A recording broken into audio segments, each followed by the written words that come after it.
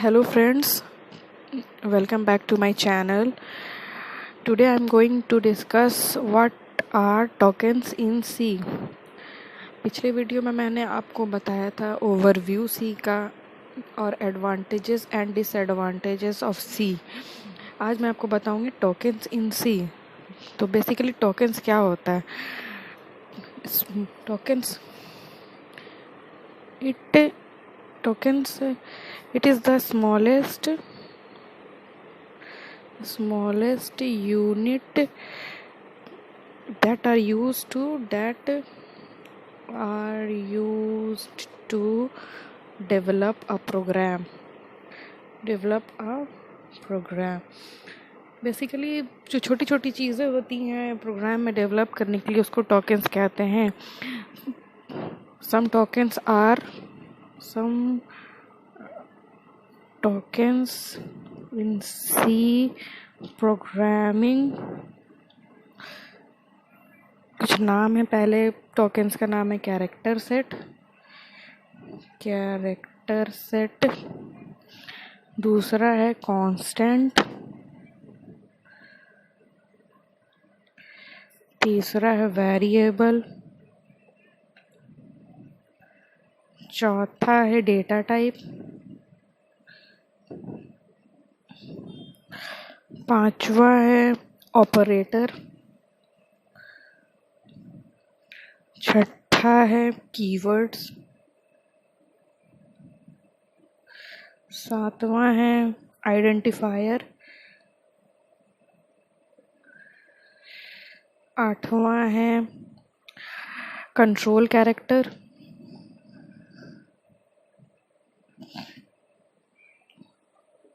नौवां है escape sequence.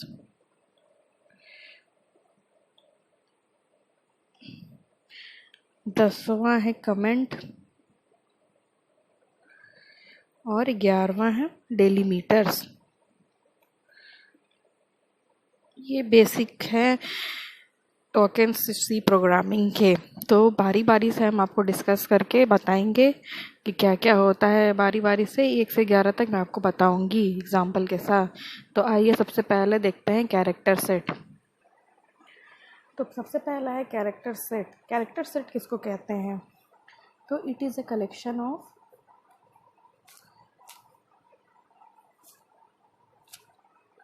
different type of characters. ये कैरेक्टर सेट नाम ही से पता चल रहा है कि कैरेक्टर के सेट को कहते हैं. डिफरेंट टाइप ऑफ कलेक्शन के सेट को कहते हैं character set. There are three type of character set. 3 type of character set C में होते हैं. दैट उसकी नेम है. सबसे पहला अल्फ़ाबेट. दूसरा है डिजिट. तीसरा है स्पेशल कैरेक्टर. दोस्तों अल्फ़ाबेट क्या होता है? अल्फ़ाबेट मतलब कैपिटल ए से जेड तक, कैपिटल जेड तक या कहें तो स्मॉल ए से स्मॉल जेड तक. डिजिट हुआ आपका, डिजिट का रेंज हुआ 0 से 9 तक. और स्पेशल कैरेक्टर क्या क्या होता है फ्रेंड्स? कुछ स्पेशल कैरेक्टर का नाम मैं बता दूं आपको. ये $साइन होता है. अंडरस्कोर होता है. $साइन, अंडरस्कोर. ये हाइफन जिसको माइनस भी कह सकते हैं, या हाइफन @ साइन. और इसको कैरेट कहते हैं. ये हुआ टिल्ड साइन. ये सारे स्पेशल कैरेक्टर आते हैं जिसमें हुआ ये सेमी कोलोन या कॉमा या सिंगल कोट या हुआ डबल कोट, और भी मैं आपको बता दूं और क्या क्या स्पेशल कैरेक्टर में होता है। ये left bracket, right open bracket या पैरेंथेसिस भी इसको कहते हैं। ये हुआ कर्ली ब्रेसेस, बिग ब्रैकेट, ये हुआ left right angular bracket, question mark, exclamatory mark, ये सारे कुछ हुए स्पेशल कैरेक्टर में। तो आपको ये समझ में आ गया कैरेक्टर सेट क्या क्या होता है। 3 तरह के कैरेक्टर सेट होते हैं, अल्फ़ाबेट, डिजिट और स्पेशल कैरेक्टर। स्पेशल कैरेक्टर का कुछ मैंने आपको बता दिया कितने तरह के स्पेशल कैरेक्टर हैं, तो क्लियर हो गया होगा। नेक्स्ट मैं आपको बताऊंगी, नेक्स्ट टोकन था कांस्टेंट। तो कांस्टेंट अब मैं आपको बताती हूँ। तो सेकंड हुआ कांस्टेंट। कांस्टेंट किसको कहते हैं? जो फिक्स्ड वैल्यू होता है, जिसका जो वैल्यू कभी चेंज नहीं करता है, चाहे प्रोग्राम रन भी कर जाए वैल्यू चेंज नहीं होता है, उसको कांस्टेंट कहते हैं। Constant is a fixed value. Constant is a fixed value that cannot be changed during the execution of the program। तो जो प्रोग्राम रन करने के टाइम या एग्जीक्यूट करने के टाइम चेंज नहीं करता, उसको कांस्टेंट कहते हैं। कांस्टेंट का दूसरा नाम है, it is also known as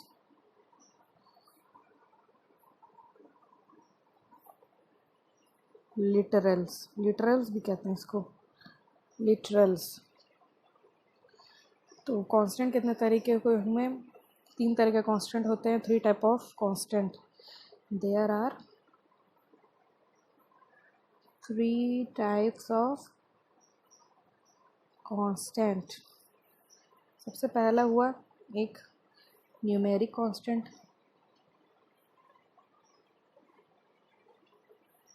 दूसरा हुआ कैरेक्टर कांस्टेंट, तीसरा होगा string constant.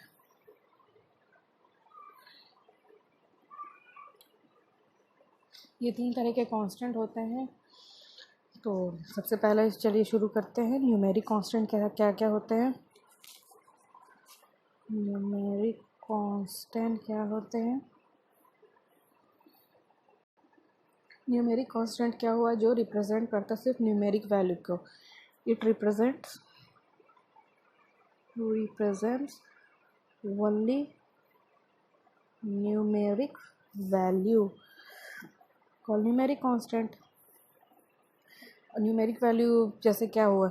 Such as integer या हुआ फ्लोट टाइप।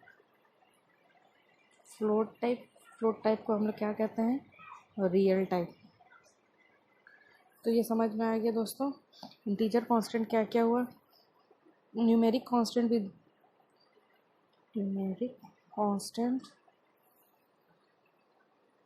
के 2 तरीके हुए, 2 ये हुए। ये पहला हुआ इंटीजर, दूसरा हुआ फ्लोट। इंटीजर का क्या एग्जांपल हुआ? जैसे 10, 20, 40, 50 एक्सेट्रा। लेकिन रियल कांस्टेंट या फ्लोट कांस्टेंट हुए 8.4, 10.5 या कुछ भी 5.4। ये सारे रियल कांस्टेंट हुए या फ्लोट कांस्टेंट हुए। आई होप आपको समझ में आया होगा, ये कांस्टेंट क्लियर हो गया होगा। कांस्टेंट फिक्स वैल्यू कहते हैं जो चेंज नहीं करता है प्रोग्राम रन के टाइम, एग्जीक्यूट के टाइम। उसको लिटरल भी कहते हैं। 3 टाइप के कांस्टेंट हुए, न्यूमेरिक कांस्टेंट, कैरेक्टर कांस्टेंट और स्ट्रिंग कांस्टेंट। न्यूमेरिक कांस्टेंट कितने हुए? 2 तरीके के होते हैं, इंटीजर या फ्लोट। चलिए नेक्स्ट इसका कांस्टेंट का पार्ट है कैरेक्टर कांस्टेंट। कैरेक्टर कांस्टेंट क्या होता है मैं आपको बताती हूँ। कैरेक्टर कांस्टेंट किसको कहते हैं? It represent only single character. ये सिर्फ सिंगल कैरेक्टर को ही कैरेक्टर कांस्टेंट कहते हैं। It represent only single character जिसको तो कैरेक्टर कांस्टेंट क्या हुआ? It represent only single character enclosed with in single quote. It represents only single character that is का शॉर्टकट है ये, enclosed within single quote. Single quote मतलब ये, for example हुआ जैसे ये P, ये कैरेक्टर है, लेकिन इसको सिंगल कोट में कर देंगे तो ये बन गया कैरेक्टर कांस्टेंट. या फिर ये स्पेशल कैरेक्टर है डॉलर, लेकिन अगर इसको सिंगल कोट में डाल देंगे तो ये कांस्टेंट हो गया. बट डिजिट भी है ये, जैसे 1 2 3 4 ये डिजिट है, अगर इसको सिंगल कोट में डाल देंगे तो ये भी कांस्टेंट हो गया, कैरेक्टर कांस्टेंट, एक्सेट्रा. अब तीसरा है हमारा स्ट्रिंग कांस्टेंट. स्ट्रिंग कांस्टेंट क्या होता है? स्ट्रिंग कांस्टेंट जैसे ये कैरेक्टर कांस्टेंट सिंगल कोट में हो गया तो ये कैरेक्टर कांस्टेंट हो गया. स्ट्रिंग कांस्टेंट अगर डबल कोट में हो गया तो ये स्ट्रिंग कांस्टेंट हो गया. लेकिन it is a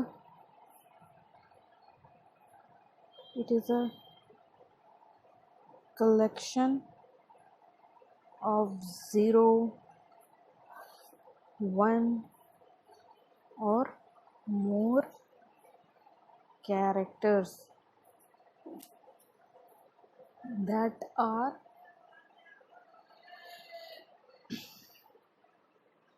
enclosed within double quote. Double quote के अंदर इसको कोई भी कैरेक्टर कांस्टेंट आ गया तो वो कैरेक्टर कांस्टेंट माना जाएगा. String is always terminated with null character. String is always terminated. String is always terminated with the help of null character. Null character क्या होता है? \n o, इसको नल कैरेक्टर कहते हैं.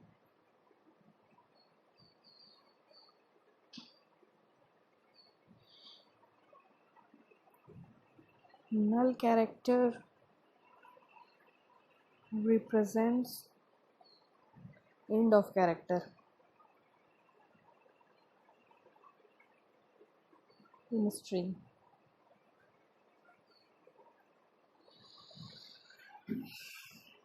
ये स्ट्रिंग कांस्टेंट क्या हुआ?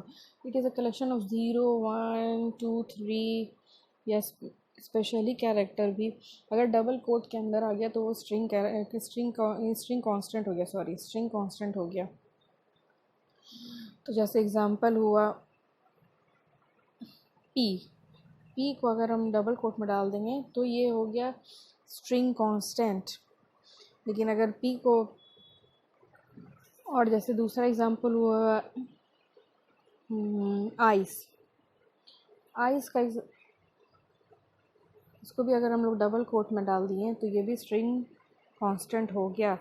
तो जैसे इसका अगर मेमोरी एलोकेट करें तो और एक जाएगा नल कैरेक्टर, मतलब इसका साइज़ हो जाएगा 4. ये नल कैरेक्टर है. जो जितना भी स्ट्रिंग कांस्टेंट होगा इसका लास्ट में नल कैरेक्टर रिप्रेजेंट होगा. अगर हम लोग 0 कुछ भी नहीं देंगे तो इसका भी एक साइज़ होगा, जो होगा इसका नल कैरेक्टर होगा उसके मेमोरी में. समझ में आ गया? अगर एक कैरेक्टर P भी लेते हैं P, तो उसका भी एक दो मेमोरी एलोकेशन में 2 साइज़ बनेगा, ये और ये नल कैरेक्टर. सारा स्ट्रिंग कांस्टेंट का लास्ट में टर्मिनेशन नल कैरेक्टर से ही होगा. नल कैरेक्टर क्या है? \o, याद रखिएगा.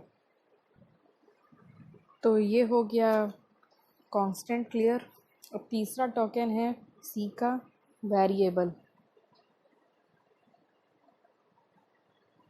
तीसरा वेरिएबल।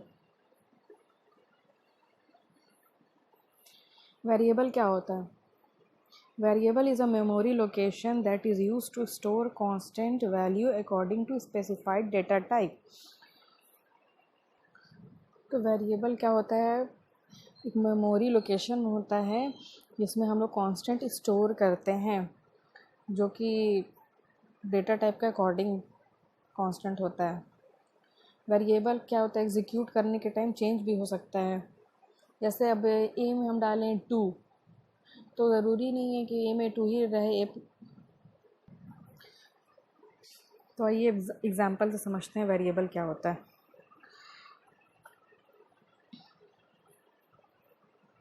ए में हम लोग 10 डाले हैं। बी भी एक वेरिएबल है, इसमें हम लोग डालें 10.5। सी में क्या है? डी में क्या है? आइस। तो अब देखिए ये सारा क्या है? A B C D variable है। इसमें एक सिंपल कांस्टेंट है डायरेक्टली लिमिट 10, ये इंटीजर कांस्टेंट है। बी में क्या है? 10.5, मतलब बी में भी एक कांस्टेंट है लेकिन ये रियल कांस्टेंट है।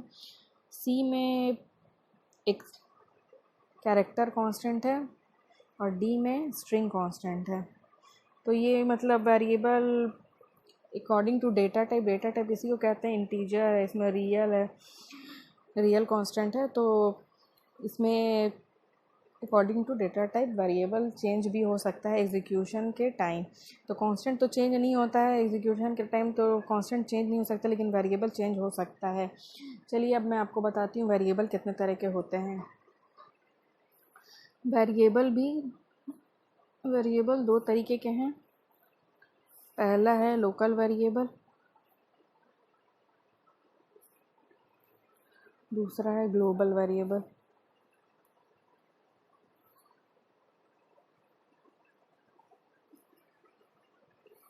लोकल वेरिएबल किसको कहते हैं? लोकल वेरिएबल किसको कहते हैं? लोकल वेरिएबल हम लोग उसको कहते हैं जो फंक्शन के अंदर डिक्लेयर होता है, उसको हम लोग लोकल वेरिएबल कहते हैं। और फंक्शन के अंदर हम लोग कहीं भी फंक्शन के अंदर उसको एक्सेस कर सकते हैं, तो उसको फंक्शन के बाहर एक्सेस नहीं कर सकते हैं, तो वो हुआ लोकल वेरिएबल। वो डिक्लेयर ही होता है फंक्शन के अंदर, और एक्सेस भी हम लोग फंक्शन के अंदर ही कर सकते हैं। एक फंक्शन के अंदर जितने भी वेरिएबल हुए वो लोकल वेरिएबल हुए, उसको हम लोग दूसरे फंक्शन के अंदर कॉल भी नहीं कर सकते हैं और रिट्रीव भी नहीं कर सकते, एक्सेस नहीं कर सकते हैं। तो ये हुआ लोकल वेरिएबल। इसका डेफिनेशन क्या हुआ?